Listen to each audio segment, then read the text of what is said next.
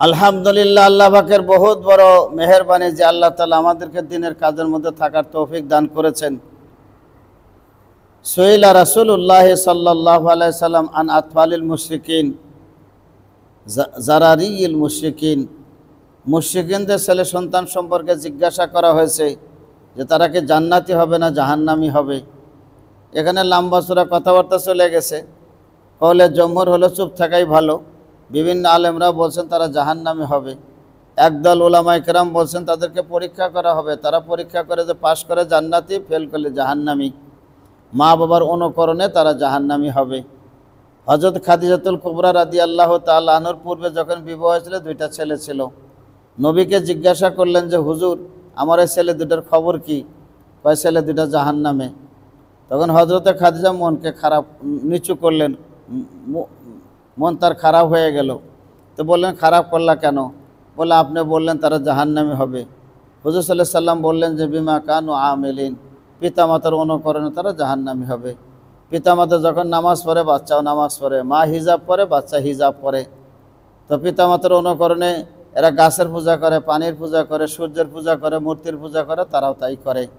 কাজেই বাচ্চাদের ব্যাপারে এরকম দোয়ার ইহতেমাম আছে, দোয়া এইভাবে করা দরকার আছে। যার কারণেই হাদিস শরীফের মধ্যে আছে আল্লাহ রসুল বলছেন বিসমিল্লাহ আল্লাহুম্মা জান্নিবনা শায়তানা ওয়া জান্নিবি শায়তানা মা রাযাকতানা।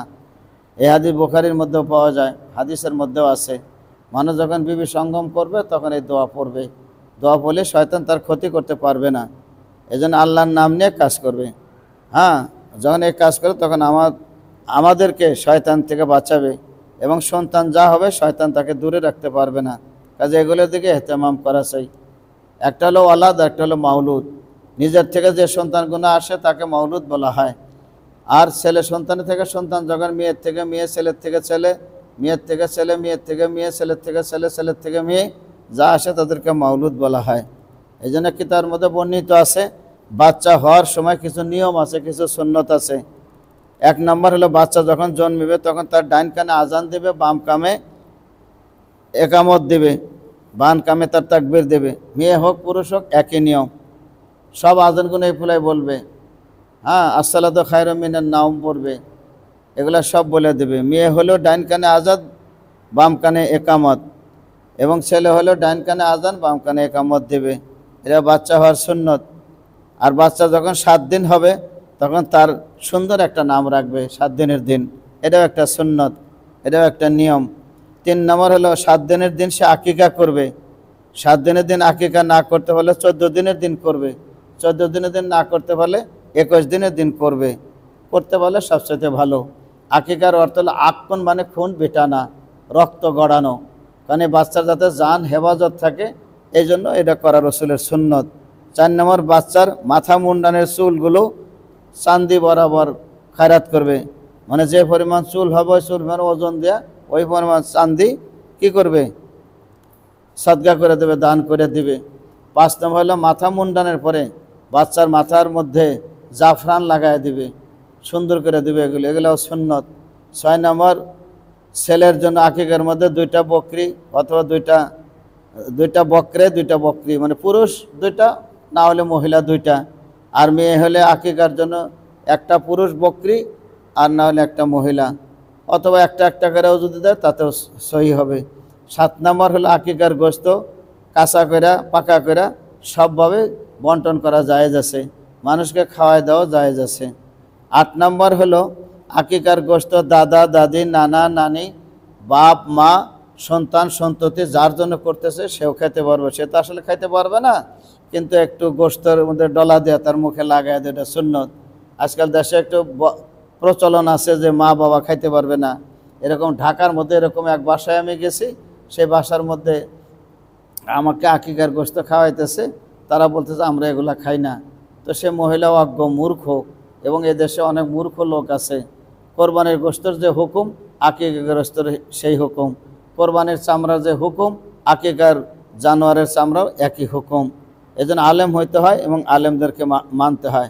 9 নম্বর হলো কোনো বুজুর্গের দ্বারা খেজুর চাবায়া তার মুখের মধ্যে ঢেলে দেওয়া, চাবায়া তাকে দিয়ে দোয়া করানো, মানে একটু মিষ্টি মুখ করানো, এটাকে তাহনিক বলা হয়, বুজুর্গের দ্বারা করানো হয়।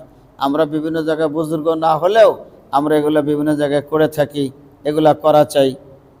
10 নম্বর হলো বাচ্চার বয়স যখন 7 বছর হবে তখন তাকে দিনের জন্য, নামাজের জন্য তাকিদ দিবে, তাকে প্রশিক্ষণ করাবে, দিন শেখাবে, এগুলা কাজের মধ্যে তাকে লিপ্ত রাখবেই।